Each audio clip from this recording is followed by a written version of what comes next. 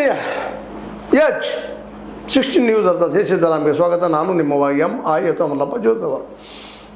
ಇನ್ನು 2 ವರ್ಷ ಚುನಾವಣೆ ಅನ್ನೋ ಗಡಿಬಿಡಿ ಎಷ್ಟಿದೆಯೋ ಡಿ ಕೆ ಶಿವಕುಮಾರ್ ಅವರಿಗೆ ಅಷ್ಟೇ ಗಡಿಬಿಡಿ ಬಿ ಜೆ ಪಿಯಲ್ಲೂ ಅದ. ಅವ್ರಿಗೂ ಅಷ್ಟೇ 2 ವರ್ಷದ ಪರೀಕ್ಷಾ ಕಾಲ. JDS ಮತ್ತು BJP ಒಂದಾಗಿ ಕಾಂಗ್ರೆಸ್ನ ಸೋಲಿಸುವ ಕಾಲ. ಹೀಗಾಗಿ ಅವರು ಏನು ನಿಲ್ತಾ ಇಲ್ಲ. ಜಸ್ಟ್ ಒಂದು ನಮ್ಮ ರಾಮಲಿಂಗಾರೆಡ್ಡಿ ಅವರು ಏನು ರಾಜೀನಾಮೆ ಕೊಟ್ಟರು ಅದ್ರ ಬೆನ್ನಲ್ಲೇ ಸ್ಟಾರ್ಟ್ ಆಗ್ಯದ.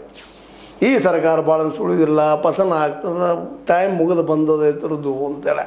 ಇನ್ನು ಕೆಲವೊಂದಿಷ್ಟು ನಮ್ಮ ವಿಜಯೇಂದ್ರ ಅವರಂತ ಏನಿಲ್ಲರಿ ಯಾರು ರಿಮೋಟ್ ಕಂಟ್ರೋಲ ಸಿದ್ದರಾಮಯ್ಯ ಕೈಯಲ್ಲಿ ಅಂತ ಅವ್ರು ಹೇಳ್ತಾ ಇದ್ದಾರೆ. ಅದೇ ಕಾಲಕ್ಕೆ ಇನ್ನೇನು ಬಿದ್ದು ಹೋಗ್ತದಪ್ಪ ಅನ್ನುವಂಥ ಮಾತು ನಮ್ಮ KS ಈಶ್ವರಪ್ಪನವ್ರು ಮಾತಾಡ್ತಾ ಇದ್ದಾರೆ. ಜೊತೆಗೆ ನಮ್ಮ ಅಶೋಕ್ ಅವರು ಕೂಡ ಇದೇ ರೀತಿಯ ಮಾತನ್ನು ಮಾತಾಡ್ತಾ ಈ ಸರ್ಕಾರ ಬರೋದಿಲ್ಲ, ಚುನಾವಣೆ ರೆಡಿ ಆಗಿರಿ, 2 ವರ್ಷ ಇಲ್ಲ, ಈಗ ಸ್ಟಾರ್ಟ್ ಬಂತು ಮಾಡಿಬಿಡೋಣ ಅಂತೇಳಿ. ಸಹಜದ ಅವ್ರಿಗೂ ಈಗ ಈ ಸಂದರ್ಭದಲ್ಲಿ ಆದಷ್ಟು ಜಲ್ದಿ ಆಯ್ತಪ್ಪ ಅಂತಂದ್ರೆ ನಮಗೆ ಅನುಕೂಲ ಆಗ್ಬೋದೇನೋ ಅಂತ ದೂರದ ಆಸೆ. ಜೊತೆಗೆ ಇವು ತಪ್ಪುಗಳಲ್ಲ ಈಗ ಆಗುತ್ತಿರುವಂಥದ್ದು.